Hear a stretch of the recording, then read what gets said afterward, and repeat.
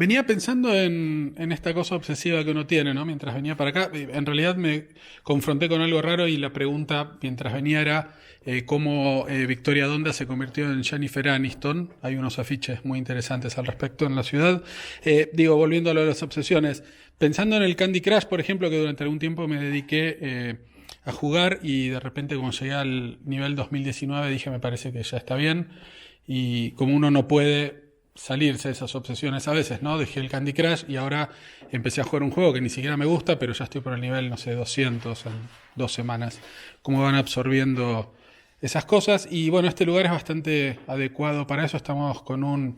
me gusta esto de encontrar las dobles personalidades y los superpoderes de los artistas y la gente que entrevisto. Tenemos a un camarógrafo que también es artista, que ahora vamos a ver, lo está tomando mate. Y pensando en esto de las pulsiones y de hacer cosas, por ejemplo, acá tenemos una puerta que se abre medio raro, pero bueno, me gustan las manos, entonces cientos de manos, y podrían ser miles quizás, y cosas así, ¿no? Presentate si sos tan amable.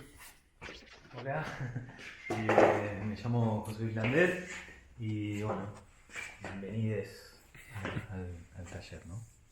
Bueno, de esto de las obsesiones, digo, ¿no? Es bastante difícil de controlar, como en general en la vida y como artista en particular, ¿no? Me encuentro con un montón de artistas que tienen como una pulsión por hacer y por ahí decís, voy a hacer una serie de esto, manos, y de repente te encontrás con que tenés 800 manos y no pasa nada, o sea, no te hace ningún ruido esa cosa de producir casi frenéticamente, ¿no? ¿Cómo encontrás un final cuando estás como metido en la producción sin parar de alguna serie, de algo de lo que haces? Eh, Está ¿Cómo bueno. te autolimitas, digo, con esa obsesión y pulsión? No, en realidad, o sea, pienso la obsesión como materia prima, como vehículo de trabajo. Entonces, el problema es cuando uno piensa una idea y, bueno, no estar preso de eso, ¿no? Mm, Sino que el propio recorrido vaya dándole forma. Eh, el tema es que mi obsesión es generar archivo, archivo de ficción. Entonces no tiene límite. claro, Eh, y ese es un problema, pero también es algo que me fascina, claro. ¿no? Sí, porque las dos cosas juntas, archivo ya no tiene límite y ficción tampoco, y Claro, juntas es como claro, y junto es esto, una o bomba sea, neutrónica de sí, tal posibilidades. cual. Entonces, creo que generar una metodología de trabajo, eh, como cierta disciplina de horarios, como una suerte como de esquema, aunque a lo mejor se ve como muy desordenado. Hay una Hay un disciplina orden, totalmente hay un clara, orden, hay un que solo orden. vos entendés, por Sí, sí, supuesto, sí. pero funciona. Entonces, bueno, creo que va más por ahí, como la Yo metodología de voy trabajo. a cometí el error de dejar eso abierto y va a estar haciendo ruido todo el tiempo y aprovechando tu superpoder de camarógrafo, ex director de cámara y Ajá. cosas que podemos a contar, tomá y nada, empezá a recorrer un poco tu estudio y contá y yo voy a cerrar eso y ahora dale. Bueno, no sé muy bien cómo empezar. Acá guardo algunas bitácoras y parte del archivo de Carlos Gómez, artista bonaerense que nació en el año 45 y bueno, tuvo su deceso en el 2014 y bueno, acá hay una mezcla del archivo de Gómez con mi propio archivo, ¿no? Te paso la posta. Vale, bueno, fue un volver a ser camarógrafo, pero breve, digamos. Bien, contame cómo empezaste, cuando empezaste hace mucho tiempo a interesarte en el arte o a pensar que te podría resultar interesante producir obras de arte. ¿Cómo fue eso cuando eras chico? ¿Cómo te surgió? Eh, Pienso que de una manera como un poco natural, o sea, porque bueno, mi tío, un escultor amateur, me invitaba a su taller y bueno, yo me ponía a descubrir los alambres de los taseles o a limpiar los ¿Esto a qué moldes. edad? Y siete, Ah, re chico, mira. 7, 8 años, 9.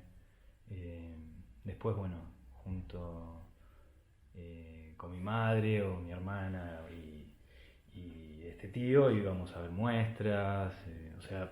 Había como un incentivo en tu casa Había, hacia, claro, hacia lo que tiene que ver con arte, sí, sí. artes Yo visuales. creo que hay una muestra que para mí es fundamental, no recuerdo el año, pero estuvo el grupo Cobra acá en Buenos Aires y fuimos a ver esa muestra y me enojé muchísimo con la muestra, con los artistas. ¿Por qué? No recuerdo bien, creo que era como esta relación que a veces le sucede al espectador de arte contemporáneo, no al productor sino al espectador, que uno siente que le toman el pelo de alguna manera. Mira. Eso lo entendí después. Y en ese momento creo que había algo en el grupo Cobra que me molestaba y me fascinaba al mismo tiempo. Entonces, ¿Qué edad tenías ahí? Más o menos. 15, 16. Ah, mira, ya más grande. Y bueno, llegué a casa como bastante enojado, lo llamé a mi tío, que ya estaba en su casa, y le comenté de esto, de que no estaba de acuerdo, que me había llevado a ver esa muestra de mierda. Y Mira, heavy. sí, Reacción sí. potente. Y por qué, o sea, trabajan desde ese lugar, bueno, no sé qué era lo que... Sí, una reacción poderosa. Lloré, pataleé, estaba como Mira. mal. Y estuvo muy bien ahí Pedro, mi tío, porque me dice, bueno, ¿tanto te molesta? ¿Tenés ahí el folleto de la muestra? Sí. ¿Qué es lo que estás viendo? Entonces le describo la imagen. Me dice, ¿la podés pintar? ¿Tenés ahí para pintar? Y tengo unas témperas. Bueno, dale, pintalo y mañana charlamos. Fue como un ejercicio. Mira. Entonces cuando me puse agarré una hoja y me puse como a mezclar los colores y a intentar hacer una suerte como de analogía a eso, Sí. me empecé a reír y dije, bueno, acá hay algo que no estoy entendiendo, pero que me gusta. Mira. Y creo que eso para mí fue como el clic, ¿no? ¿Pero eso fue como tu primer acercamiento así formal a empezar a pintar o ya venías más allá de lo que hacías con tu tío? Venías como estudiando y dibujando. Sí. No estudiando. No, estudiar a los 16. Ah. O sea, después de esa relación Mirá. con el grupo Cobra, me metí a dibujar con un escultor, Azcárate, que daba clases ahí en Lomas, yo soy de Banfield, y bueno, me ponía unos huesos y yo dibujaba. ¿Y tenés un recuerdo hoy de qué era de esa muestra lo que te sacó así como, qué era lo que te indignó, lo que te motivó, lo que te generó esa situación? ¿El tema, cómo estaban ejecutadas las obras, qué fue lo que te llevó a eso? Tienen el grupo Cobra como ese automatismo y esa relación como de la gráfica de la infancia, ¿no? Como monigotes y como algo mucho más directo, intuitivo, ¿no? Sí. Y se ve que eso en ese momento me pareció que no era arte, ¿no? ¿Te parecía como una simplificación que no se entendía y que era como... Es como esto que nos dicen a veces, eso lo puede hacer mi hijo. Claro. Y yo ahora respondo, qué bueno que lo hace. Claro, ¿no? genial. Algo así. Sí. Pero en ese momento tal vez yo estaba como pensando o pretendiendo algo más, ¿no? ¿Cómo seguiste después de eso? ¿Empezaste a estudiar más formalmente? ¿Para dónde fuiste? Después de ese taller surgió que había que prepararse para entrar a la Porredón, y yo estaba en la secundaria todavía, entonces el tío me contactó con Aníbal Carreño, que fue un director de la Porredón en la época de la dictadura, creo, y bueno, y él daba clases acá en Bransen, en la sí, Boca. acá estamos a 2 cuadras de la cancha de Boca, ¿no? Sí, 3 sí, cuadras. bueno, así que muy cerquita de acá, como del otro lado de la Boca, Sí. de la cancha de Boca, y yo me iba todos los sábados a aprender a pintar. ¿Qué te gustaba en ese momento? Esa fue una experiencia muy linda, porque Aníbal, bueno, un señor grande, o sea, con muchísima experiencia. Sí. Todos los que iban ahí no eran adolescentes ni jóvenes, como en ese momento era yo, sino que eran profes de la Pueyrredón. Ah, mira. Bueno, o sea, era estabas como rodeado de un grupo de gente que no estaba tenía gente tu target. grande, claro. Entonces, lo que recuerdo de Aníbal fue como la relación, como enseñarme a ver, más que nada. Entonces puso ahí unos cacharros, unas cosas, unos trapos, y yo dije, naturaleza muerta, ¿no? Fucking naturaleza muerta. Claro. Pero él me empezó a explicar lo que no estaba viendo. ¿Qué sucede entre los objetos y no en el objeto? Claro, la relación de esa composición y no la composición en sí. Entender esa lógica, pero me pareció súper fascinante. ¿Qué era en esa época lo más te interesaba? ¿Formas, colores, aprender técnicas? ¿Qué cosas te gustaban? No, creo que nada que tenga que ver con la disciplina, la disciplina de la técnica, Sí. como que era más, como que le esquivaba a esa búsqueda. A ese rigor. Sí, a ese rigor, claro. Y era más de, quiero decir algo que me está pasando, ¿no? Como el Grupo Cobra, básicamente. Bueno, Ahí te diste cuenta que era como el Grupo Cobra lo que querías hacer. Sí, la idea era como de sacar, ¿no? Claro. O sea, me ponía a escribir y sacaba, ¿no? Necesitaba sacar. ¿Qué sentías que tenías que expresar o que querías que la gente supiera como... por medio de tu obra o de tu producción? No sé muy bien qué era lo que me pasaba en ese momento. Y yo calculo, no sé, vinculado a esta relación con... Yo estaba en el centro de estudiantes, siempre estuve en el centro de estudiantes en el ENAM, que es una escuela pública de Banfield, y calculo que esta como una idea me fascinaba la nueva figuración, ¿no? Entonces había como una condición ahí política, claro, y de monstruosidad y de querer expresar algo con algún tipo de personaje, no sé. ¿Cómo seguiste después de eso? ¿Terminaste la escuela y qué pasó en el momento en el que tenés que decidir para qué lo vas a ir como laboralmente o empezar ya estaba como un poquito claro. Si yo estaba yendo con Aníbal Carreño era porque ya me estaba preparando para entrar al examen de la Pueyrredón. De la Pueyrredón, claro. Pero bueno, fue paralelo que yo estaba terminando quinto año de la secundaria, me voy a hacer el examen en la Pueyrredón, hago el examen, me entero que más adelante que quedo, y el día que me enteré que estaba en la planilla, una planilla, claro. Todo eso, primero había ahí en la sede de la Heras y Callao, ¿no? Y había un cartel que la institución se lamentaba por la muerte de Aníbal Carreño. Ah, mirá, el día que te enteraste era una locura. Mirá. O sea, obviamente no, no lo pude llamar, ¿no? Claro. Obvio. Y bueno, o sea, era una emoción de que había entrado, pero una tristeza. Era como un fin de ciclo raro, ¿no? Sí, claro, como toda la preparación terminó el día que entraste. Mirá. Bien importante. Bueno. Y ahí me puse creo que había unos chicos que estaban laburando, haciendo marcos y eso, y me puse a laburar con ellos haciendo marcos.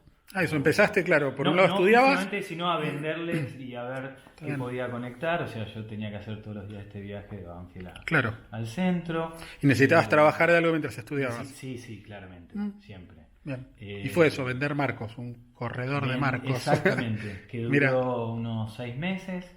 Y surgió como la idea de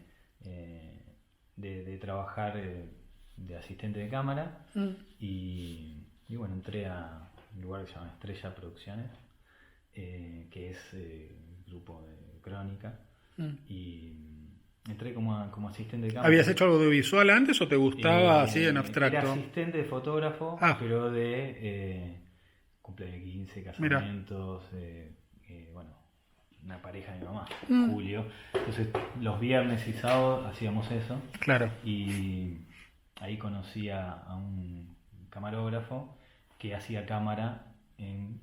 mira, tenía como extras los entonces, cumpleaños y aparte la camarógrafo de la ahí tenía 19. Claro. Y bueno, y un día sonó el teléfono, me llamó y bueno, fui. Me hicieron una pequeña prueba y quedé y ahí estuve 3 años trabajando. Mira. ¿Qué hacías? ¿Exteriores, interiores? Al principio pura producción de lata, que se llama, que es ahí en Estrella Producciones, que eran programas para cable y cosas así. Y era acomodo de piso, de las cámaras, que eran, como te comentaba antes, las cámaras de tubo, que eran complicadas. Crónica ahí en Riobamba. Riobamba 214, claro. Y después al año de eso ya empecé a trabajar en los móviles. Y bueno, fue... Experiencia activa. Estresante. Claro, como... bizarro todo junto, Crónica, mucho, claro. Mucho. Recuerdo como el último año, que fue el 99, yo ya sabía que me quería ir del país y ya estaba, desde el 98 yo empiezo como a preparar todo para irme. Elegí México y bueno, por circunstancias, o sea, empecé a ver cómo iba a encarar ese viaje, ¿no? Para estudiar en México en la universidad. Entonces, nada, fue muy estresante porque mientras yo mandaba cartas a México, mandé como unas 24 cartas, las mandaba dentro del Congreso, porque tenía uno de los móviles fijos que me tocaba. Estabas dentro del Congreso de la Nación haciendo móvil ahí y desde ahí en el último año a mí mandaron 6 meses al Congreso y 6 meses a Casa de Gobierno, a la Rosada. Entonces, desde la sala de periodistas empecé había periodistas que me ayudaban como a redactar. ¿Y a qué mandabas para postularte? Cartas, ¿qué querías? ¿Un laburo allá o para mail, estudiar? O sea, había mail, pero no teníamos posibilidad de mandar mail. Yo quería estudiar. Sí. Pero eran para postular a lugares para estudiar las cartas. Bien. ¿Y qué pasó? ¿Quién te aceptó? La única que contestó fue la universidad donde entré. Y después me di cuenta que era la universidad que tenía que ir. ¿En DF? Claro, que se llama La Esmeralda. La Esmeralda, claro, es una escuela que el anteaño estuve en DF con un montón de chicos de así de proyectos y todos, la mayoría son egresados de ahí, de La Esmeralda. Es como...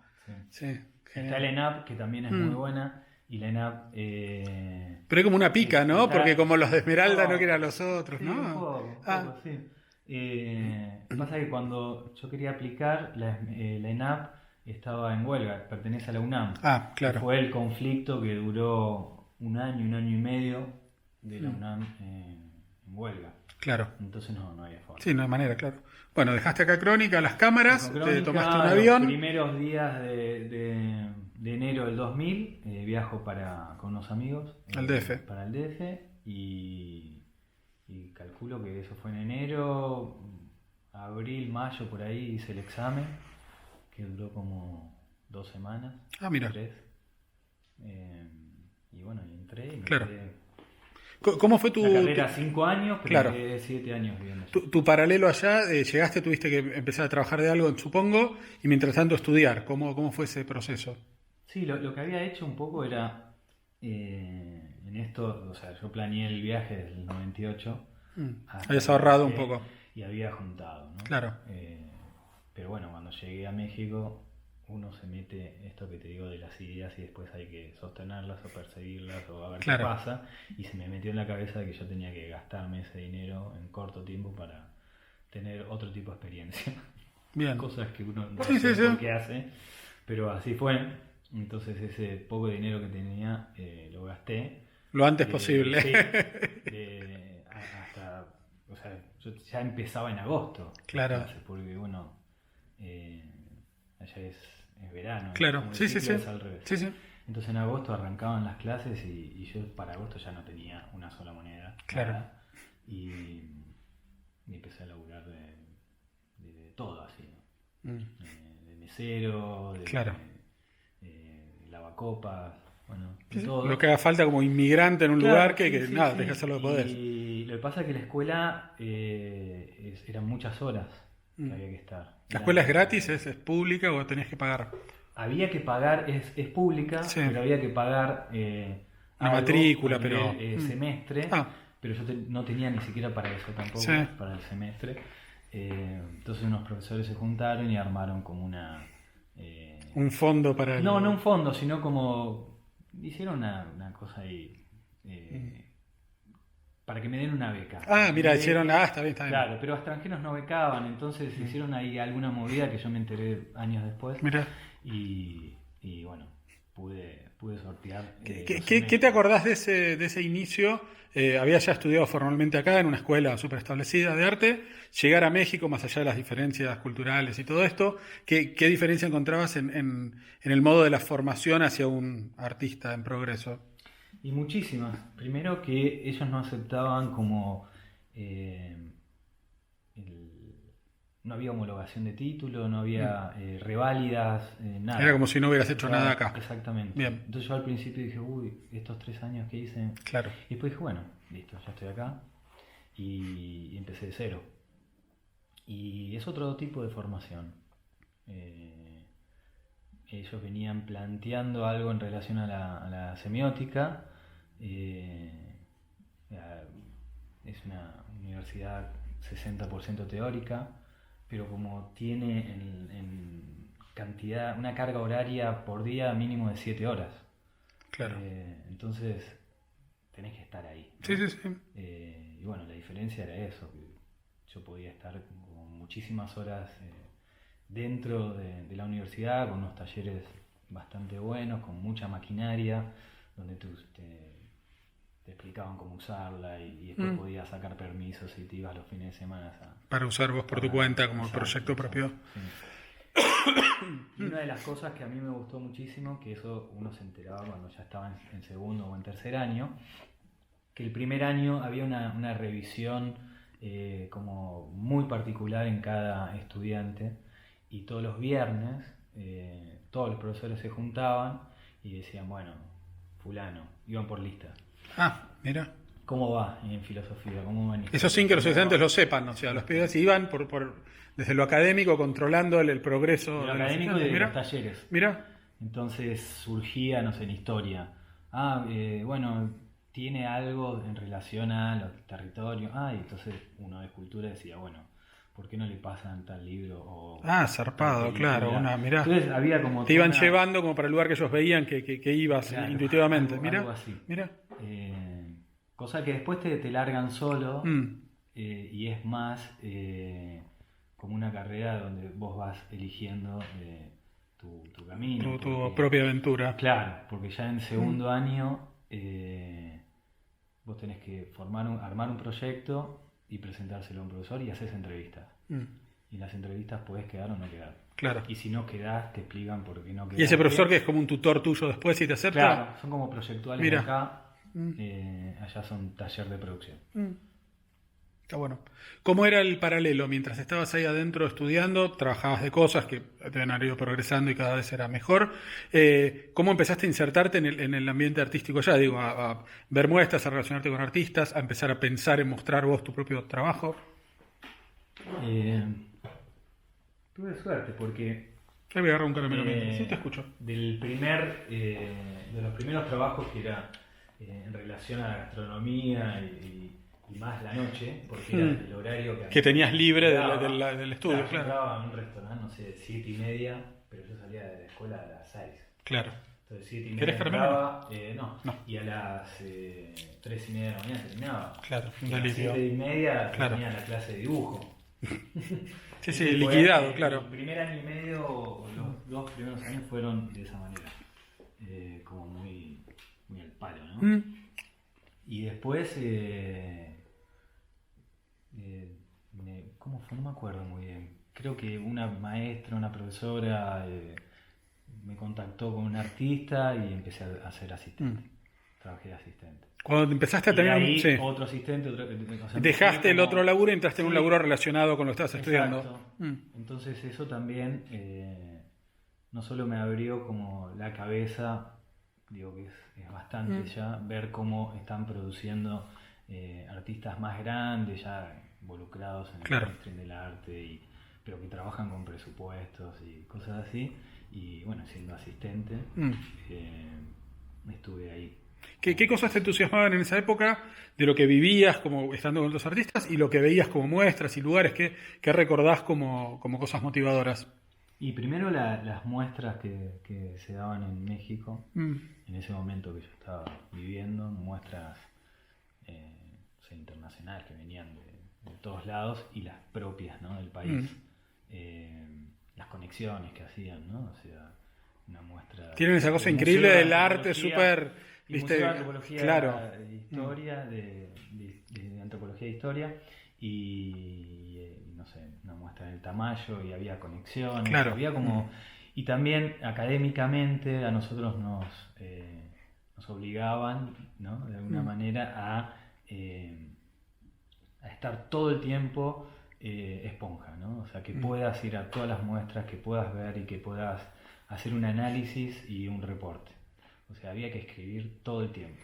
Parte de la formación tenía que ver con el arte de miles de años que tienen ellos, que está como muy presente en México y en DF. Teatro contemporáneo, clásico. Vos el lunes tenías que presentar informes de lo que hiciste el fin de semana. Una locura, mira. Claro. Pero eran todos los lunes. Sí, claro. Y porque viste alguna película, porque viste alguna obra de teatro o una muestra, y había que entregar informes.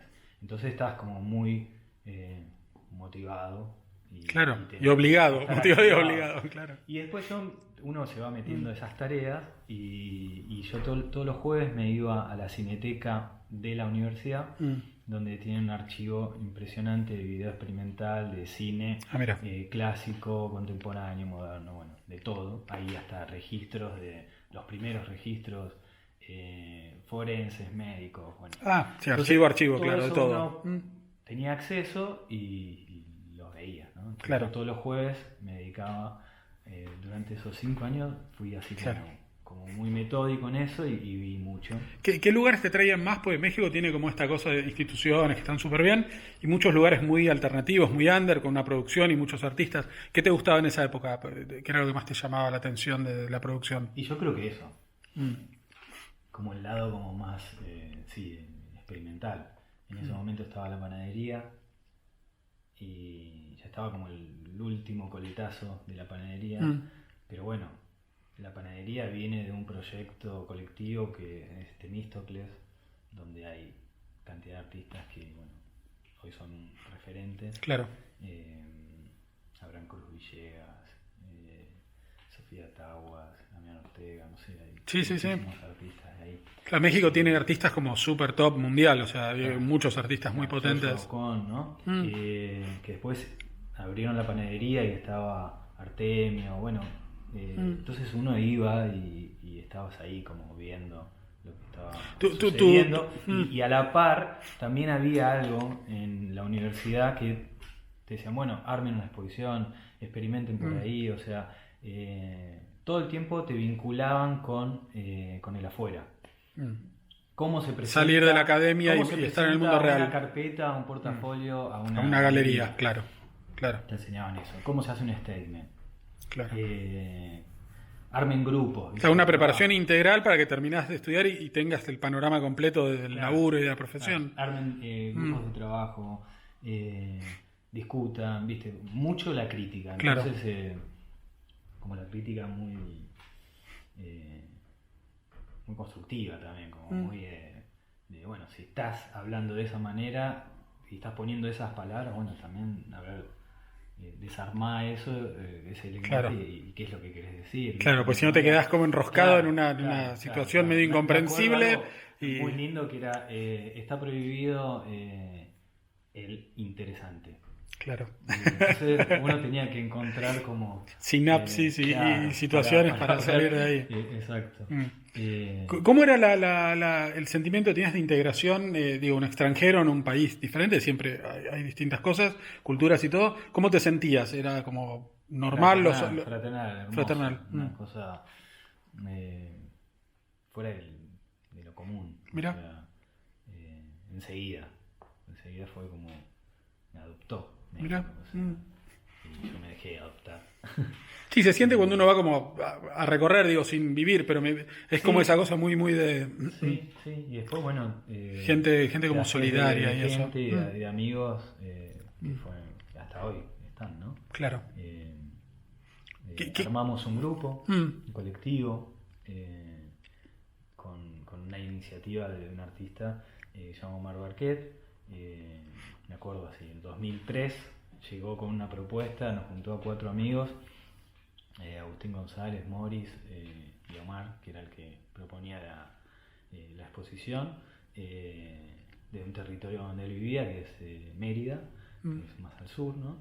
Y bueno, había una exposición y nos juntamos y empezamos a discutir qué era lo que íbamos a llevar y ahí armamos la muestra, el grupo. Hicimos la muestra y después empezamos a hacer diferentes intervenciones y cosas. ¿Qué te acordás de la primera vez que tuviste que, estando en esta academia o saliendo, ya no lo sé, confrontar con una galería? O sea, esto de ir con tu obra, ya un portfolio, lo que fuera, laburo hecho, a golpearle puertas a galeristas, che, ¿te interesa mi trabajo para que esté con vos? ¿Cómo fue? ¿Qué te acordás y cómo te funcionó?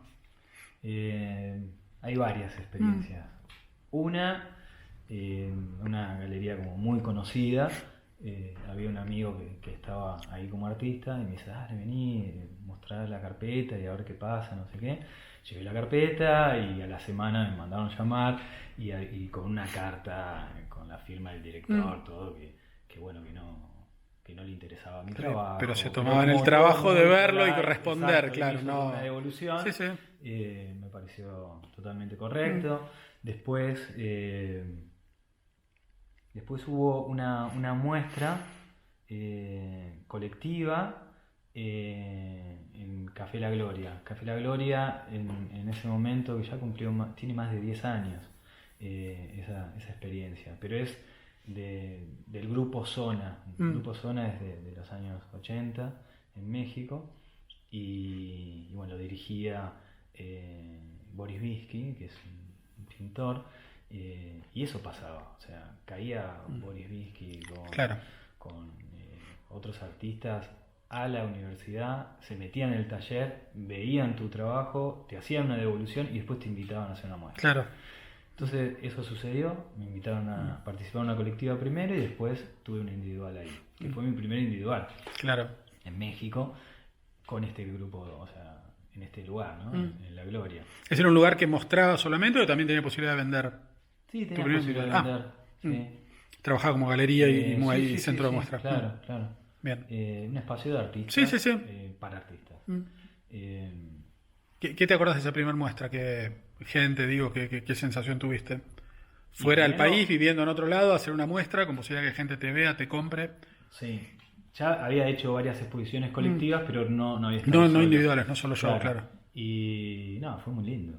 O sea, poder primero discutir la muestra con ellos, o sea, todos los pasos. No era como, bueno, acá tenés, hacer lo que claro, quieras. Sí, había una situación generada. Exacto, y ellos eran como muy bondadosos, si se quiere, ¿no? O sea, porque estudiante, ¿no? O sea, como... Claro, sí, otro nivel de categoría de carrera y sin embargo... Exacto. Bueno, ella es Aileen. Que tiene una mochila naranja. Claro, Hola. Me está ayudando. Me ayuda acá en los procesos. A desordenar, básicamente. Tira todo así para arriba, claro. Si querés te ayudo yo también después. Bueno. Dale. Gran artista, está haciendo su tesis. Mira. Bueno. Y tiene unas Acaba zapatillas, de llegar. unas medias con bananas de Andy Warhol, no sé, bananas al menos, me gusta. Y banana en la remera también, mira, es adicta a las bananas. Bueno, México, ¿cómo siguió eso? Después de la primera muestra, ¿empezaste a vender? Muchas muestras colectivas, después tuve una experiencia con una galería de un argentino que no estuvo bien la experiencia. ¿Allá en México? Allá en México, bueno. Y ahí me encontré que había otros argentinos en esa exposición, no en la exposición, en la galería, en el staff. Y bueno. ¿Argentinos viviendo en México? No, todos viviendo acá, pero estaba Res, Marcos López, Pastorino, Marcela Astorga, bueno, un montón de artistas.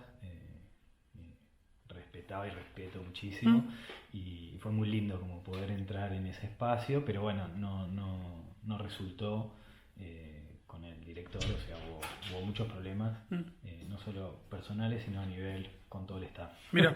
Terminó cerrando esa galería y después un amigo, el que formó el grupo que se llama Segundo Piso, Omar, tenía un contacto con una galería que estaba empezando, que es Arronis.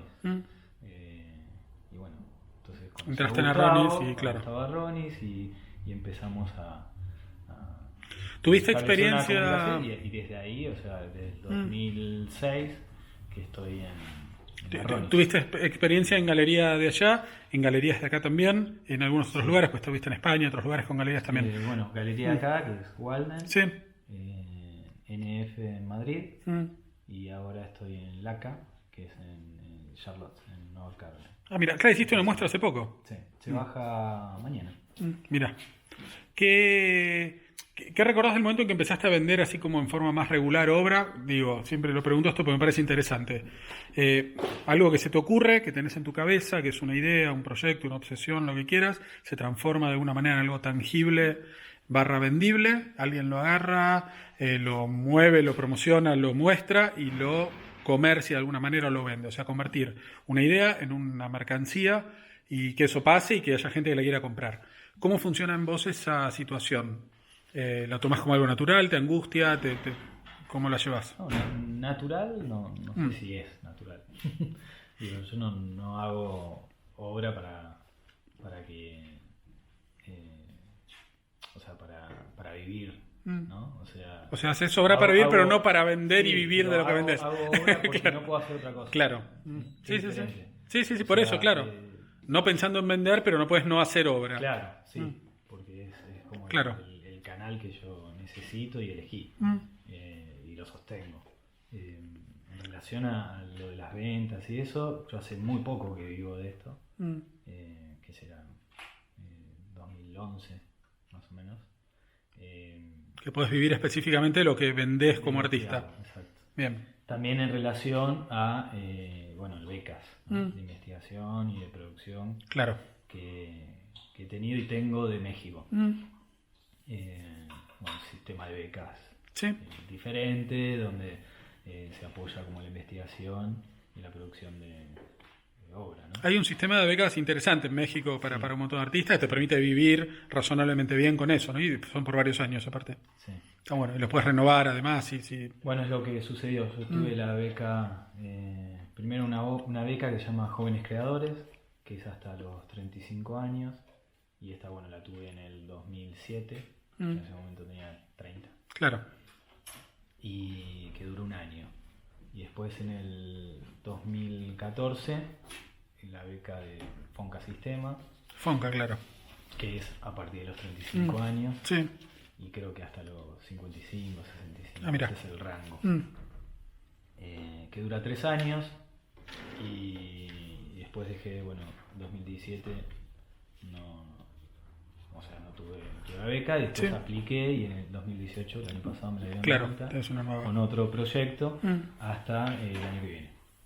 Entonces, eso genera como Un plafón como para trabajar más tranquilo. Tranquilidad, Claro. ¿no? Mental, emocional, y uno está como Sí, dedicado a producir. a producir, claro. ¿Cómo te llevas, volviendo un poco a la pregunta anterior, con el mercado? Esta cuestión de que tu producción tiene un precio y hay gente que la compra, a veces pidan rebajas, a veces vale más de lo que vos pusiste porque les interesa y nada, la quieren y suben los precios.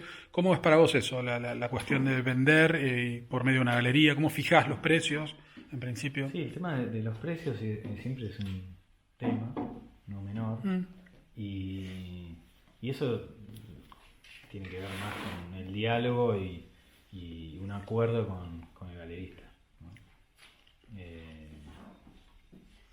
¿Cuál es tu filosofía? ¿Preferís que la obra realidad sea no tan cara para que más gente la pueda tener?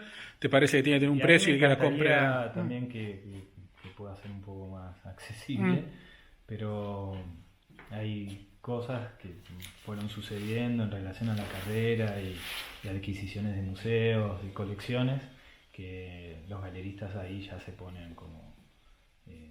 se entusiasman. Y como que no puede ser el mismo precio de hace 2 años. Claro. Van, A medida que la carrera poco, progresa, se supone que el precio también progresa. Van subiendo y la explicación a eso sería eso, ¿no? Como la incorporación a museos o colecciones y años ¿Qué te cambia en tu cabeza, si es que algo te cambia, cuando pasa esto? Por ahí un museo, una colección importante o algún validador de artista te elige y te compra. ¿Qué te pasa en la cabeza?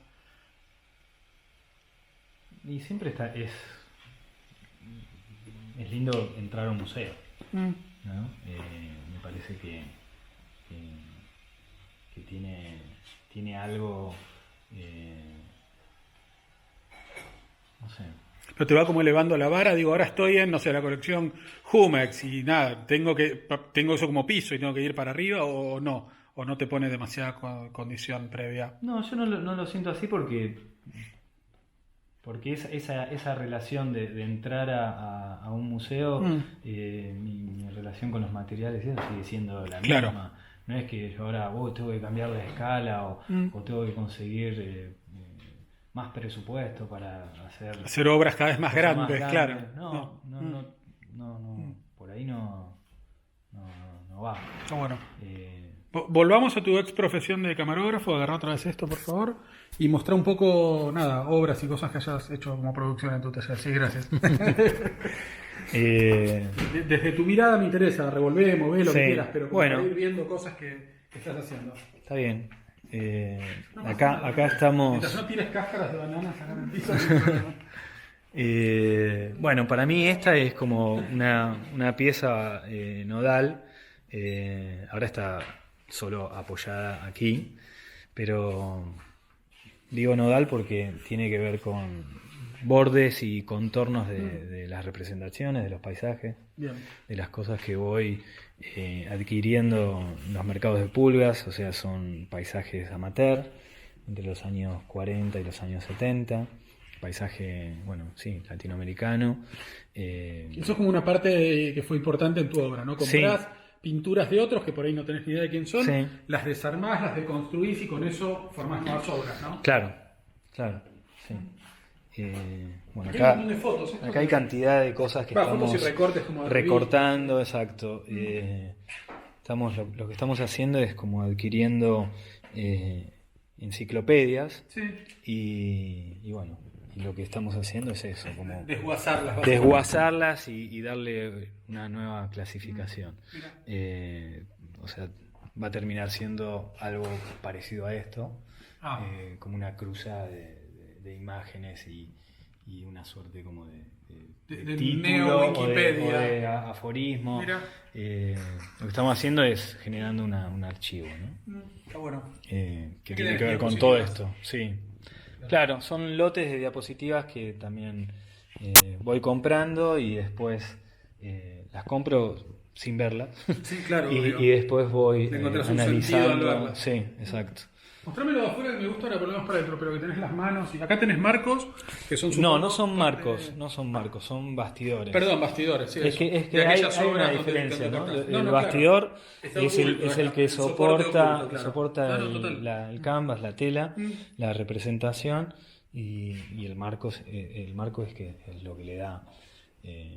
por ejemplo, ¿sabes por qué lo digo? Porque cuando voy a comprar las pinturas a los mercados de pulga, ellos creen que me interesa más el marco. Claro. Entonces hay marcos con laminado en oro y eso que salen fortuna. Claro. Digo, pero a mí me interesa la tela. Bueno, entonces les dejas el marco terminan listo, sacándola y sí. Bueno, esto es una de las obsesiones, ¿no? Digo, pensando en esto, manos. O por lo menos de la repetición, no sé si es obsesión, pero como... Che, qué bueno está hacer una mano y terminás haciendo 400.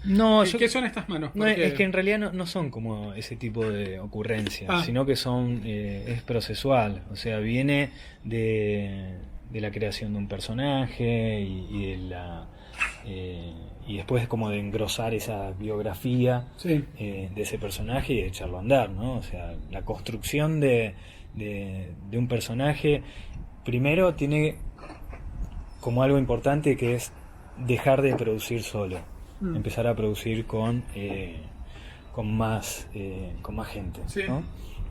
Entonces se incorpora mi viejo, se incorpora Marcos Kramer, que es historiador y poeta, un museólogo que es Gastón Arismendi, Nati Cristófano, pintora. O sea, empieza como a Armarse un grupo. armarse un grupo de trabajo donde se va generando. Este trabajo, Sí. este proyecto, estas manos en particular, ¿qué significan para vos? ¿Cuál es tu sentido para esto?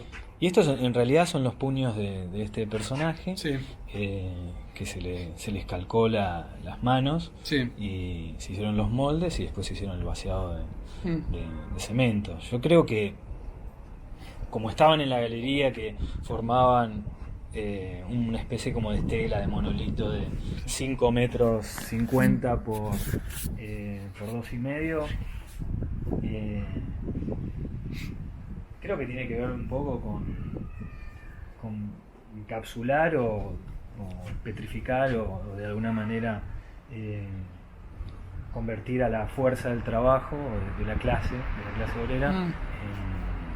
en ruina civilizatoria, una cosa como yendo hacia adelante, ¿no? Hacia un futuro Donde la mano de obra pierde un poco donde ya perdió, ¿no? significado. Ya perdió absolutamente todo, Mm. todos los derechos, significado, o sea, casi no existe la mano de obra como El concepto tenía hace pensaba, 100 exacto, años que era sino esencial que para es, fabricar algo. Claro, es el trabajo del servicio, ¿no? Claro.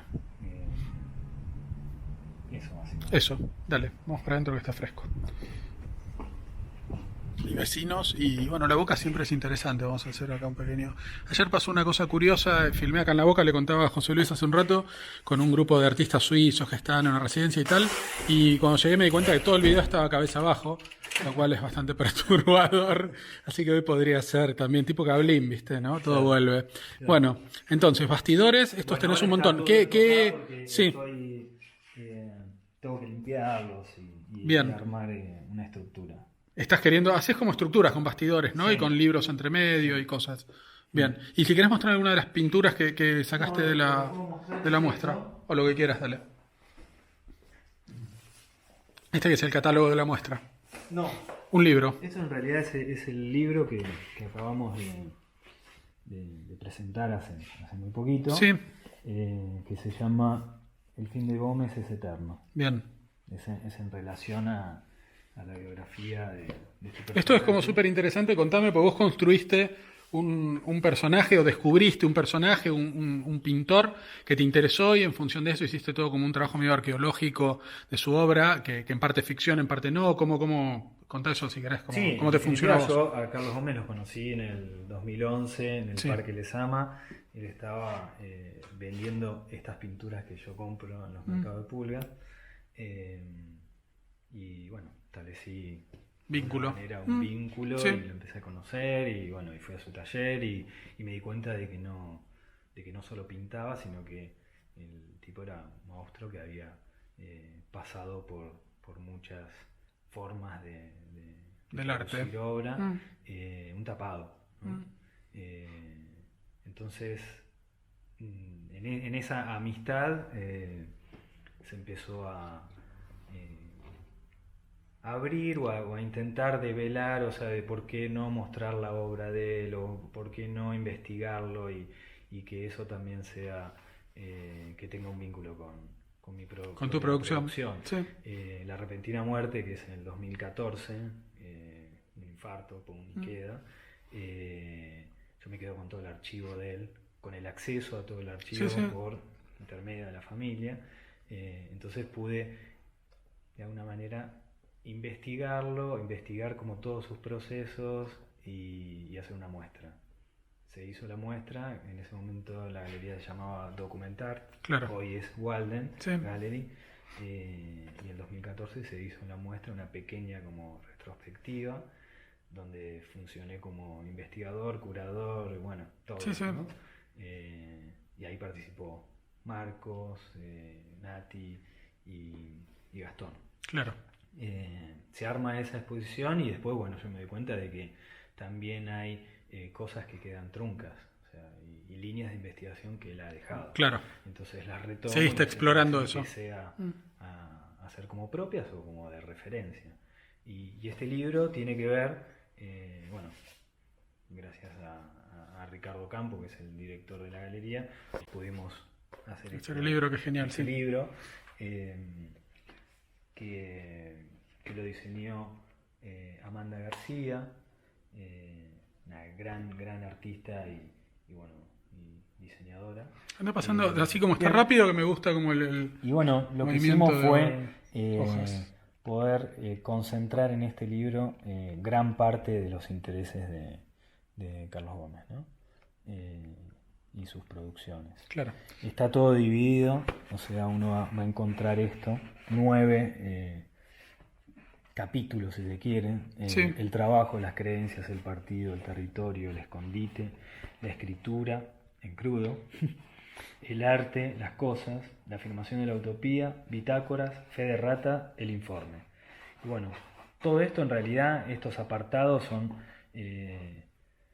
nombres que nosotros le pusimos a Una categorización una de toda categorización su producción. de toda su producción, pero porque él ya tenía pensado, ya había hecho bocetos cuando se retira. O sea, a ver, el personaje tiene como un Trayectoria muy universo amplia. Sí, sí. interno muy fuerte, exilios de Colombia, México, un viaje a la Unión Soviética, o sea, hay como cantidad de cosas. Pero en el 2001, cuando estalla Argentina, él se va a un terreno y se arma como un taller casa, muy Búnker, precario, claro. medio búnker, en Bransen, o en Doncelar específicamente. Y ahí él empieza como la tarea de generar panfletos de su propia obra. Mirá. Generar, o sea, hacer como una traducción panfletaria, como Sí. mucho más directa. Y está 10 años metido ahí. ¿Con qué objetivo en principio esto? ¿Llegar a una situación masiva de difusión de Yo su creo obra? que sí, no lo logra. Allanar Sí, el acceso al arte. exacto. Mirá. O sea, darle otra distribución, ¿no? Siempre pensando en esa triada como de producción, distribución y consumo, que es una triada marxista, ¿no? Claro. Sabiendo que él es marxista. Lo que Por te eso la pasa... relación con Marx constantemente. Claro. Acá después con Amanda, en el diseño pudimos generar la tipografía. Sí, claro, o sea, sí, un todo estilo. un estilo, Sí, sí. un look, si se quiere, Sí, sí. en relación a lo que él quería decir, ¿no? Y hay textos, bueno, es como, está bastante completo, ¿no? Su relación con C. Braulio, que es un poeta lumpen brasilero de Porto Alegre. Él tiene una relación epistolar durante 9 años, desde el año 74 al 83. Nunca se conocieron físicamente, pero pudieron Mantener ese enviarse contacto. cartas y armar un proyecto que se llamó Fe de Ratas.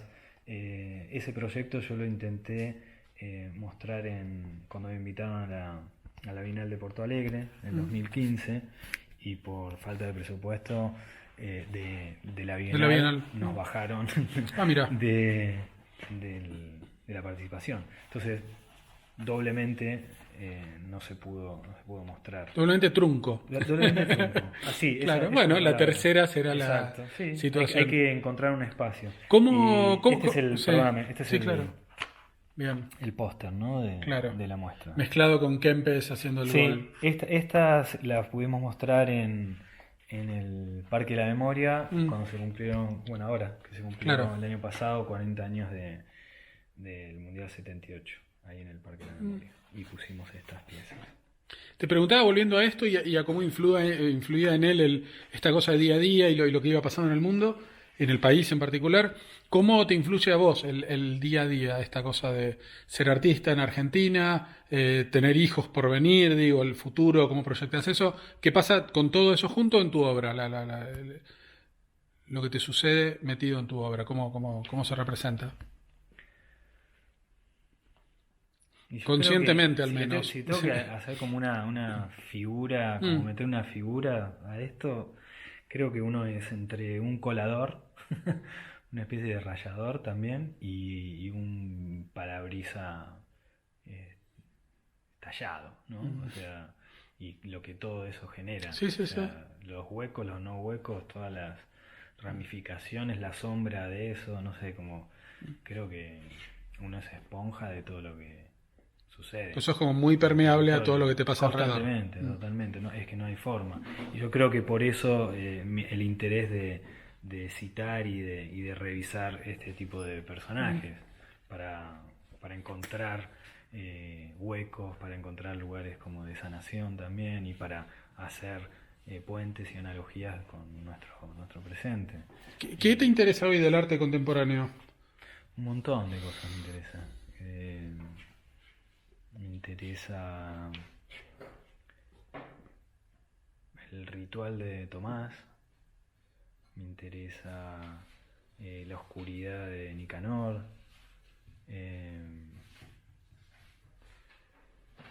me interesa el ensueño de Flor,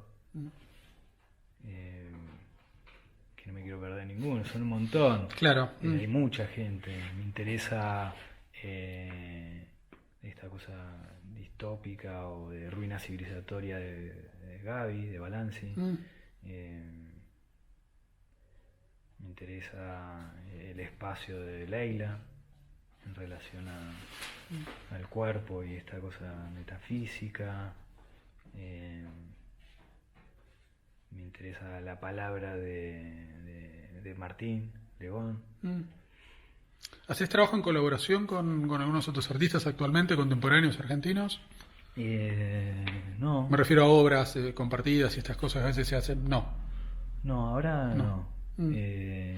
Por ejemplo, porque hay proyectos o cosas que surgieron, no sé, tuvimos que armar algunas máquinas que Gómez había dejado como instrucciones. Los bocetos como los de Leonardo. Y todo, y dije, bueno, máquinas, ¿quién? Y bueno, Franco Claro. Basualdo, ¿no? Un amigo, artista. Y bueno, y ahí colaboramos y Frank pudo poner luz, hacer realidad en esos proyectos. ese tipo de proyectos. Y después, bueno, más vinculado con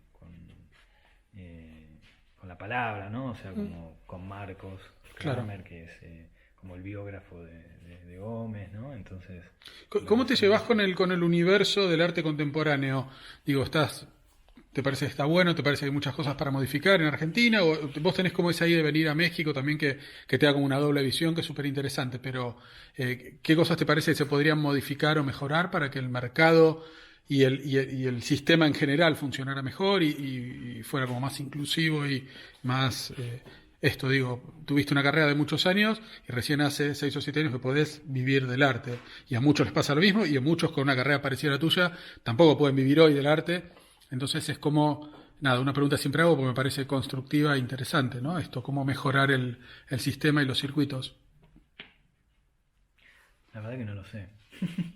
Yo creo que se están haciendo muchas cosas, que hay a nivel grupos y todo lo que pasa en la paternal o todo lo que está sucediendo en diferentes grupos o espacios, y me encantaría como participar más, como ir y ver muestras, pero bueno, hay muchas cosas de la cotidianidad que no se dejan, pero lo que pasa ahora en Proa 21 con Santi, no sé...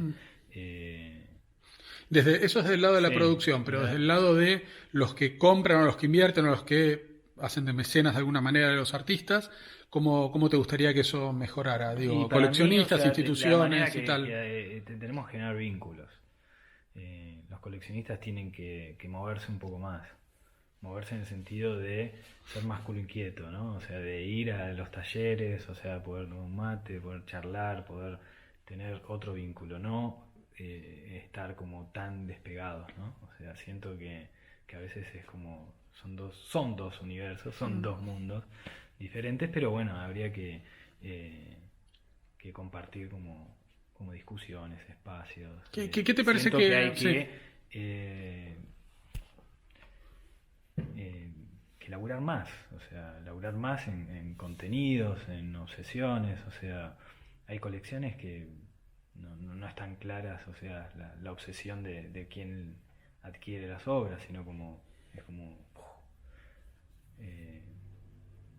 ¿te parece que hace falta una generación de sentido y que eso ayuda a que las colecciones y los coleccionistas sean como más integrados con el sistema, decís? Es que ¿cuál de todos los sistemas? También, esa es la pregunta. Claro. O sea, no Porque, sé. porque está como esta cosa de dos tipos de personas que compran arte, por ahí, ¿no? El coleccionista más riguroso y más, si se quiere, profesional mentalmente, que compra con un sentido y busca periodos y tal, y el que simplemente compra, que por ahí compra mucho también, pero porque le gusta y sin ir por ahí a capas tanto más abajo, ¿no? O sea, ¿cómo te llevas con eso? ¿Preferís un coleccionista que entienda mucho toda la densidad de alguna manera de tu pensamiento volcado a una obra? ¿O si a alguien le Bueno, encantó la generalmente, obra solo por el objeto en sí, también te parece que está bueno como coleccionista de eso? todo me parece que está bueno, Mm, pero yo no me enfocaría en ese